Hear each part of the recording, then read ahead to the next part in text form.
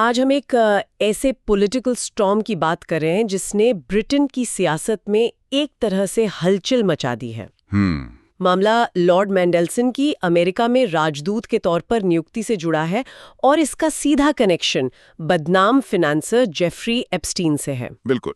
और ये मामला सिर्फ एक गलत नियुक्ति का नहीं है। नहीं, ये तो सीधे सीधे प्रधानमंत्री सर की स्टारमर के नेतृत्व और उनके फैसलों पर गंभीर सवाल खड़े करता है। तो चलिए आज इसी मामले की परतों को खोलते हैं।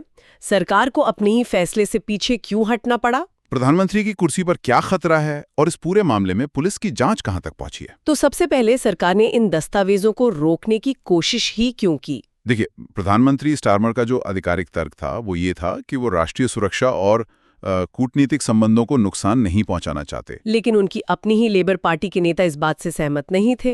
बिल्कुल नहीं, बल्कि वरिष्ठ नेताओं ने, जैसे पूर्व डिप्टी लीडर एंजेला रेनर, उन्होंने इस पर आपत्ति जताई। अच्छा, उन्हें लगा कि सरकार कुछ छिपा रही है और इसी दबाव के कारण सरकार को झुकना पड़ा। और फिर ये तय हुआ कि एक सर्वदलीय संसदीय समिति इन दस्तावेजों की जांच करेगी। जी। और यहीं पर मामला और भी ज्यादा दिलचस्प हो जाता है। प्रधानमंत्री स्टामर ने संसद में जो बात मानी, हाँ, वो तो इस कहानी का सबसे बड़ा टर्निंग पॉइंट था, एक राजनीतिक विस्फोट की तरह। उन्होंने क्या कहा? उन्होंने ये मान लिया कि जब उन्होंने 2024 में मैंडेलसन को राजदूत नियुक्त किया था तो उन्हें पता था। हाँ, उन्हें पता था कि मैंडेलसन की दोस्ती एप्स्टीन से 2008 में बाल यौन शोषण के मामले में दोषी ठहराए जाने के बाद भी जारी थी। ये तो बहुत बड़ी स्वीकारोक्ति है। इसका उनकी पार्टी के अंदर क्या असर हुआ? तो जबरदस्त नाराजगी। लेबर पार्टी के सांसद हैरान थे। प्रधानमंत्री का बचाव ये है कि मैंडेलसन ने अपने रिश्ते की गहराई और हद के बारे में झूठ बोला था। पर क्या ये दलील काफी है? उनकी ही पार्टी के सांसद इसे एक विनाशकारी भूल बता रहे हैं। सही बात है। और कुछ तो अब उनके नेतृत्व पर भी सवाल उठा रहे हैं। तो मैंडेलसन पर असल में आरोप क्या है? क्या ये सिर्फ एक दोस्ती का मामला है? नहीं, मामला दोस्ती से कहीं ज्यादा गंभीर है। मतलब? मैंडेलसन के खिलाफ एक आपराधिक जांच चल रही है।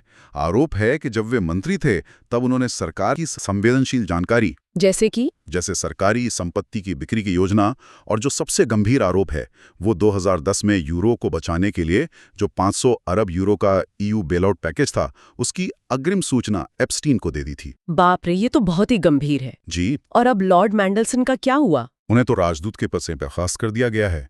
उन्होंने हाउस ऑफ लॉर्ड से इस्तीफा दे दिया है और लेबर पार्टी की सदस्यता भी छोड़ दी है। तो एक तरह से उनका सियासी करियर खत्म हो गया है। बिल्कुल।